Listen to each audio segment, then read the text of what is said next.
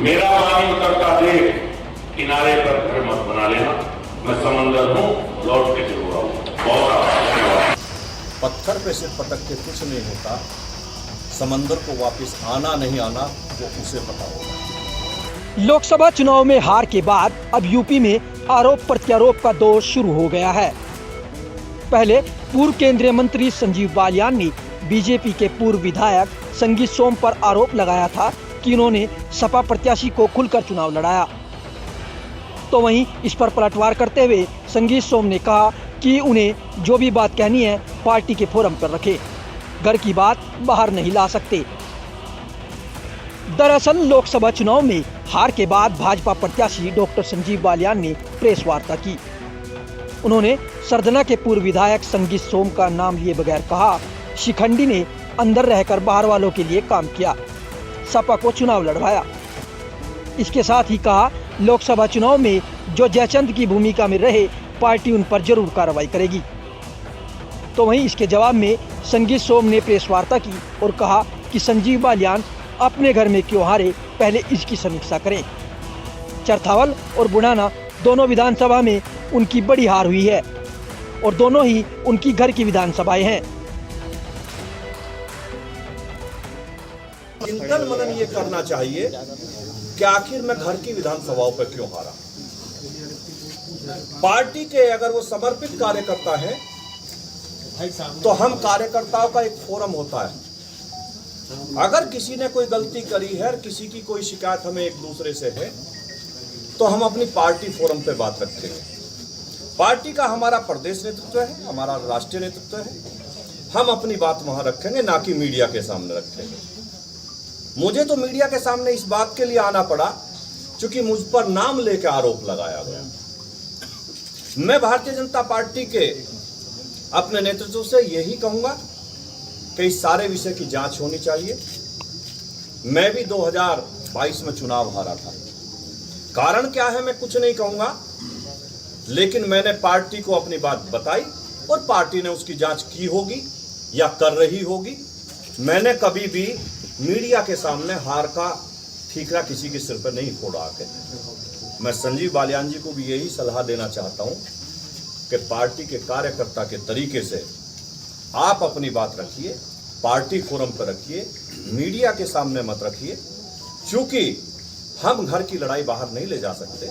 और मैं विपरीत परिस्थिति हूं, मेरी पर्सनल नाराजगी होने के बावजूद मैंने संजीव बालियान जी को सरदना पे चुनाव नहीं हारने दिया। मैंने इतनी मेहनत करी, कार्यकर्ता लगने के लिए तैयार नहीं थे। चुनाव के दिन आपकी जानकारी के लिए मैं बता दूं, जो हमारी पार्टी के बस्ते गए वो भाजपा के बूथ अध्यक्ष से लेकर सपा के बूथ अध्यक्षों को दिए गए। लेकिन उस परिस्थिति में भी हम लोगों ने भारतीय जनता पार्टी को चुनाव जिताया। हर गांव में कोशिश करी कि चुनाव जीता जाए। भारतीय जनता पार्टी का कार्यकर्ता ही चुनाव जिताएगा, ना कि समाजवादी पार्टी का कार्यकर्ता चुनाव जिताएगा। मैं आज आप लोगों के बीच में यही कहने के लिए आया था कि मैं भारतीय जनता पार्टी का समर्थित समर्पित दोनों तरीके का कार्यकर्ता हूं। मैं अपनी पार्टी के लिए दिन रात जी जान से मेहनत करता हूं और वो हमेशा करता हूं। हार जो है भीतरघात की वजह से हुई और विभीषण बताया जा रहा है कि पार्टी के अंदर विभीषण मौजूद है। वो विभीषण किसे कह रहे हैं? अब ये तो आपको संजीव बालियान जी से पूछना पड़ेगा कि वो विभीषण किसे कह रहे हैं। शिखंडी जैसे शब्दों का प्रयोग रहा है, कितना जायज मानते हैं? मेरे माँ बाप ने मुझे ऐसे संस्कार नहीं दिए कि मैं किसी के खिलाफ इस तरीके के अनर्गल बात करूं, किसी को शिखंडी कहूं, किसी को विभीषण कहूं। मैं केवल इतना कहना चाहता हूं कि मेरे माँ बाप ने मुझे ऐसे संस्कार दिए हैं कि मैं किसी के बारे में खराब शब्द ना बोलूं। बालियान कह रहा है मेरा पानी उतरते देख किनारे पर अपना घर मत बना लेना, तो लौट कर फिर आऊंगा, क्या कहेंगे? ये तो उन्हीं से पूछिए कि वो क्या कहना चाहते हैं। लेकिन पत्थर पे सिर पटक के कुछ नहीं होता, पत्थर पे सिर पटक के कुछ नहीं होता, समंदर को वापस आना नहीं आना वो उसे पता होगा। अच्छा सर, एक बात हाँ, मैं उम्मीद करता हूँ कि कार्रवाई होनी चाहिए थी और आगे भी उम्मीद रखूँगा अपनी पार्टी से कि जो बिल्कुल खुले तौर पर जिन्होंने समाजवादी पार्टी का चुनाव लड़ा है और यहाँ बड़ी पोजीशन लिए हुए हैं और सरकारी सुविधाएं भी ले रहे हैं, तो कृपया करके पार्टी, मेरा निवेदन रहेगा, पार्टी इस पर शायद ध्यान देगी और कार्रवाई निश्चित करेगी। पूर्व विधायक संजीव सोम ने कहा था कि एक बयान बहुत वायरल हुआ उनका कि स्तर नहीं है आपसे बात करने का, ऐसा क्या है इस तरह? अब ये तो मैं कह नहीं सकता, मैं PhD हूँ वेटनरी साइंसेज में, 2 बार मुजफ्फरनगर का सांसद रहा हूँ, 8.5 साल केंद्रीय मंत्री रहा हूँ, सरकारी नौकरी में भी रहा हूँ। कृपया करके स्तर तो मुझे शिक्षा से होता है, उससे होता है, उनका शिक्षा का पूछा है, स्तर आप ही जोड़ लें, किसका स्तर कहाँ है। वहीं बीजेपी नेताओं के बीच छिड़ी इस जंग में सहयोगी दल रालोद की भी एंट्री हो गई है। आरएलडी प्रवक्ता रोहित अग्रवाल ने संगीत सोम को जयचंद कह दिया। उन्होंने कहा कि मुजफ्फरनगर में कुछ लोग निजी दुश्मनी के कारण आरएलडी पर सहयोग न करने का आरोप लगा रहे हैं। ऐसे जयचंद के कारण ही पार्टी को बड़ा नुकसान हुआ है। राष्ट्रीय लोकदल और भारतीय जनता पार्टी का गठबंधन उत्तर प्रदेश में जैसे ही हुआ, वैसे ही भारतीय जनता पार्टी पूरी तरीके से सुरक्षित हो गई थी पश्चिम उत्तर प्रदेश में, खास तौर से क्योंकि राष्ट्रीय लोकदल का प्रभाव पूरे उत्तर प्रदेश में है, राजस्थान में है, हरियाणा में है, परंतु पश्चिम उत्तर प्रदेश में खासा मजबूती रखता है राष्ट्रीय लोकदल, और वहां पे एकमात्र विपक्ष भाजपा का था, वो राष्ट्रीय लोकदल था। और जब पक्ष विपक्ष एक साथ आ गए तो वो मजबूती होना स्वाभाविक था। माननीय जयंत चौधरी जी ने जिस जिस सीट पे कदम रखा, वो सारी सीटें एनडीए गठबंधन जीत गया। जैसे कि कुछ सीटों के मैं नाम ले दूं, बागपत, बिजनौर, मेरठ, अमरोहा, बुलंदशहर, गाजियाबाद, नोएडा, अलीगढ़, हाथरस, मथुरा, फतेहपुर सीकरी, आगरा, अलवर, बीकानेर, फरीदाबाद, जिस भी सीट पे माननीय जयंत चौधरी जी ने प्रचार किया, उस सीट के ऊपर एनडीए गठबंधन जीत के आया।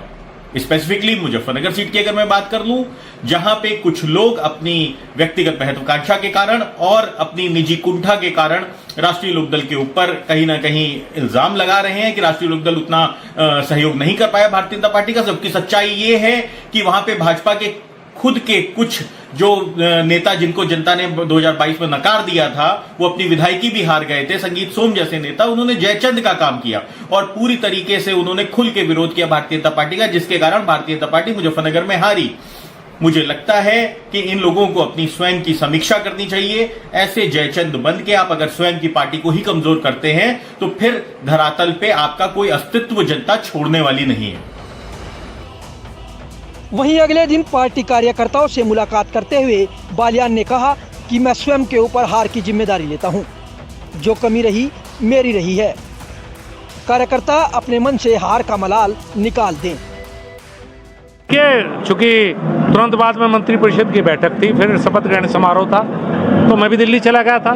शपथ ग्रहण के बाद अब लौट के आया हूँ। कल प्रेस के साथ बैठा था, आज कार्यकर्ताओं के साथ बैठा हूँ। यहीं रहेंगे कार्यकर्ताओं के, बिल्कुल फ्री हो गए हैं, कोई बाहर काम नहीं है, तो 24 घंटे कार्यकर्ताओं के बीच में रहेंगे। क्षेत्र में जो भी संभव हो सकता है जनता के बीच में रहने का प्रयास करेंगे।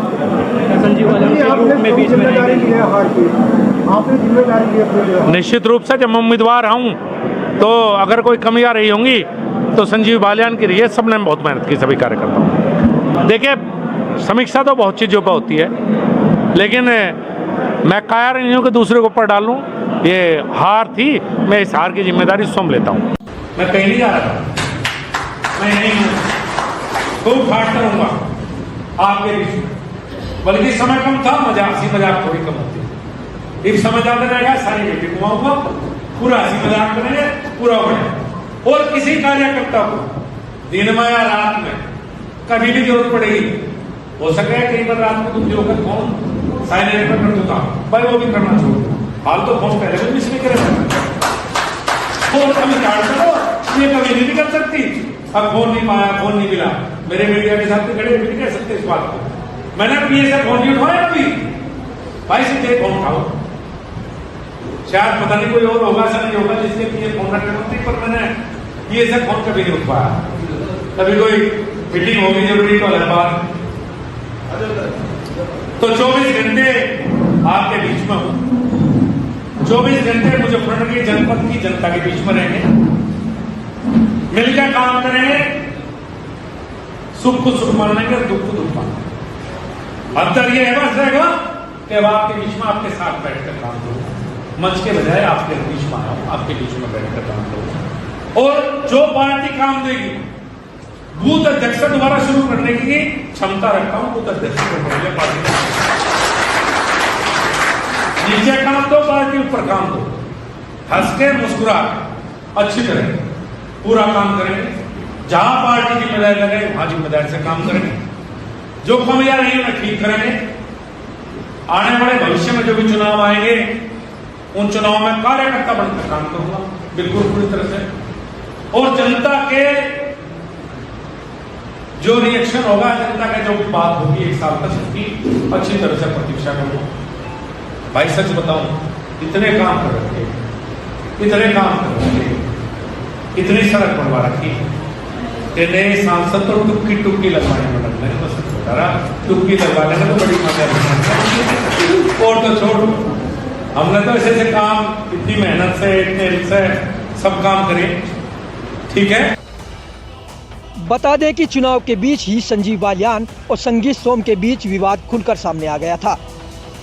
बालियान ने कहा था कि चुनाव के बाद वह विरोधियों को देखेंगे। उनका इशारा संगीत सोम की ओर था, जिस पर सरधना के पूर्व विधायक ने जवाब दे दिया था कि संजीव बालियान को तो छोड़िए, मुझे कोई नहीं देख पाएगा। संजीव सोम ने आगे कहा था कि संजीव बालियान ने मेरे बारे में नहीं, उन्होंने हरिंद्र मलिक के बारे में कहा होगा। अगर संगीत सोम के लिए कोई कहता है तो संगीत सोम को कोई नहीं देख पाएगा। मेरी संजीव बालियान से कोई नाराजगी नहीं है। संजीव बालियान ने मेरी कोई भैंस नहीं खोल रखी है जो मेरी उनसे नाराजगी होगी। आपको बता दें कि भाजपा के संजीव बालियान चुनाव में 25,000 से भी कम वोट से हारे। सपा के हरेंद्र सिंह मलिक को 4,70,721 वोट मिले। वहीं संजीव बालियान को 4,46,049 वोट मिले। हरेंद्र सिंह मलिक से उनकी हार का अंतर 24,672 वोटों का रहा। वहीं बसपा प्रत्याशी दारा सिंह प्रजापति भी काफी वोट समेट ले गए। प्रजापति को 1,43,707 वोट मिले। मुजफ्फरनगर से संजीव कुमार की रिपोर्ट।